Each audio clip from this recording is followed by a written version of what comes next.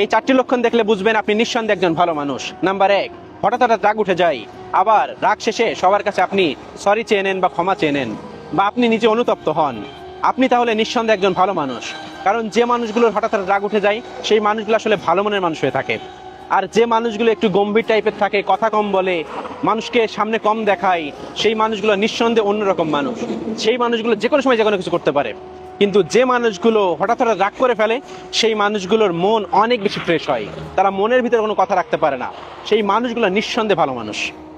Number 2, আপনি কাউকে ঠকানোর চিন্তা করবেন না।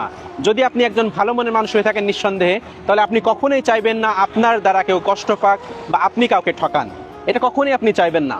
মানুষ যদি আপনাকে ঠকায় তবু আপনি চিন্তা করবেন ঠকাইছে তো কি হয়েছে, সৃষ্টিকর্তা দেখবেন, আমি কাউকে ঠকাবো না। এটা যদি আপনার ভিতরে আসে তাহলে আপনি একজন মনুষ্যত্ববান মানুষ এবং আপনি একজন পারফেক্ট ম্যান। আপনি নিঃসন্দেহে একজন ভালো মানুষ। নাম্বার 3, আপনি সহজে মানুষকে বিশ্বাস করে বিপদে পড়ে যান। আপনি যদি খুব জেন্টলম্যান হয়ে থাকেন তাহলে দেখবেন আপনি মানুষকে খুব বিশ্বাস করেন। মানুষ হুটহাট কোনো কথা বলছে, আপনি সেই কথাটাই বিশ্বাস করেন, কিন্তু আসলে বিশ্বাস করা উচিত না। কিন্তু আপনি যে বিশ্বাস করেন, বিশ্বাস করে বিপদে পড়ে যান। যদি এরকম হয়ে থাকে তাহলে আপনি বুঝে নেবেন নিঃসন্দেহে আপনি একজন ভালো মানুষ। কারণ ভালো মানুষটা খুব সহজে বিশ্বাস করে, কারণ ভালো মানুষদের ট্রাস্ট থাকে যে ওই মানুষটা আমাকে ঠকাবে না। কিন্তু আসলে মানুষ তো বেঈমান, মানুষ তো কয়েকদিন পর পরিবর্তন হয়ে যায়। মানুষ আসলে পরিবর্তনশীল।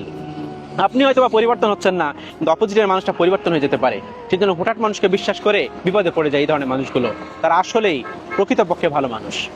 এবং নাম্বার 4, আপনি সবসময় চিন্তা করেন আপনার দ্বারা যেন কেউ কষ্ট না পায়। যদি এটা আপনি ভাবেন বা এটা আপনি চিন্তা করেন তাহলে আপনি নিতান্তই একজন ভালো মানুষ, ভালো ব্যক্তিত্ব। কারণ আপনি যখন কোনো একজন মানুষকে কষ্ট দিচ্ছেন সেই মানুষটা কিন্তু অনেক বেশি কষ্ট পাবে এবং আপনার নিয়ে মহান রব্বুল আলামিনের কাছে নেগেটিভ কথা বলতে পারে, নেতিবাচক কথা বলতে পারে, মানুষের কাছে নেতিবাচক কথা বলতে পারে।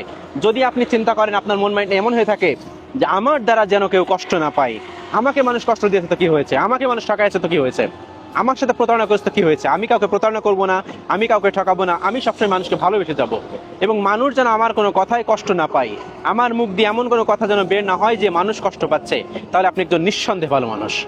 ভালো মানুষের এই 4টি গুণ অবশ্যই হয়ে থাকে। আপনার সাথে মিলিয়ে নিন আপনার সাথে কোন পয়েন্টটা আছে। যদি কোনো একটা পয়েন্ট আপনার সাথে মিলে যায় তাহলে আপনিও বুঝে নেবেন আপনি একজন নিঃসন্দেহে ভালো মানুষ।